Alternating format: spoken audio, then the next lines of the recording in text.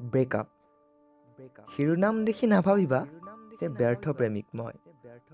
2G স্পীডৰ দিনতো ফেচবুকত message কৰা সেই দিনবোৰ এতিয়া বৰ হাস্যকৰ যেন লাগে।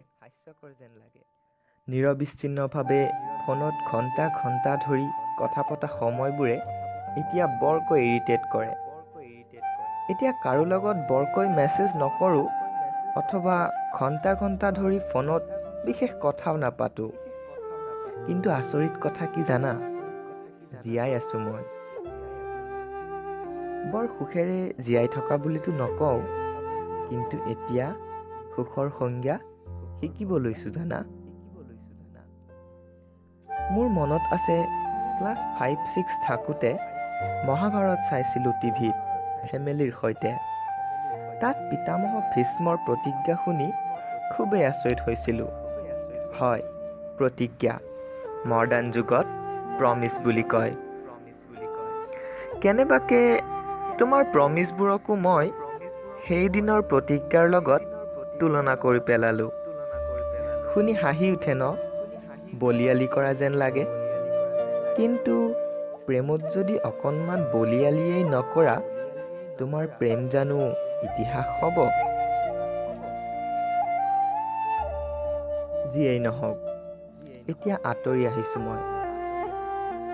প্ৰেম বিলাপৰ পৰা দূৰ এক আন দেশলৈ। নাভাবিবা আকৌ প্ৰেমক ঘৃণা কৰোঁ মই। মই এতিয়াও প্ৰেম কৰিব জানো, সঁচা প্ৰেম। মই ভাল পাওঁ মোৰ মা-দেউতাক, মোৰ পৰিয়ালক, মোৰ গুৰুক, মোৰ ভগৱানক। আৰু এটা কথা কি জানা? মই এতিয়া নিজক ভাল পাবলৈ শিকিলোঁ। তাৰ ক্ৰেডিট কিছু সংখ্যক তোমাকো দিব খোজোঁ। তোমাৰ বাবেইতো মই মোৰ গুৰুৰ শিষ্য হ'বলৈ, ভগৱানৰ ভক্ত হ'বলৈ আৰু মই মোৰ মাৰ ল'ৰা হ'বলৈ শিকিলোঁ।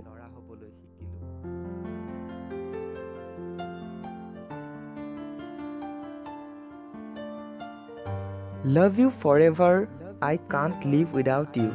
এইবোৰকে ধৰি তোমাৰ মনমৰমী কথাবোৰ এতিয়া শুনিবলৈ নাপাওঁ যদিও গুৰুৱে দিয়া জীৱনৰ জ্ঞান, বাইদেউ ভণ্টিহঁতে ঐ হিৰ' বুলি ইটিকিং কৰা শব্দবোৰ আৰু মোৰ খুবেই প্ৰিয় আজৰি সময়ত মাৰ গুণগুণনিবোৰ বৰকৈ শুনিবলৈ পাওঁ।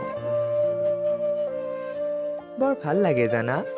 এতিয়া এনেকুৱা অনুভৱ হয় যেন নতুনকৈ জন্ম লৈছোঁ মই এখন ধুনীয়া পৃথিৱীত, য'ত সকলো আছে, মাথো নাই প্ৰতাৰণা আৰু মিছা প্ৰতিশ্ৰুতি। হয়, এতিয়া জীয়াই থাকিব শিকিছোঁ মই। নতুনকৈ ফুলি উঠা ফুলপাহৰ দৰে ফুলিব শিকিছোঁ মই। ভুৱা সম্বন্ধবোৰৰ পৰা আঁতৰি আহিব শিকিছোঁ মই।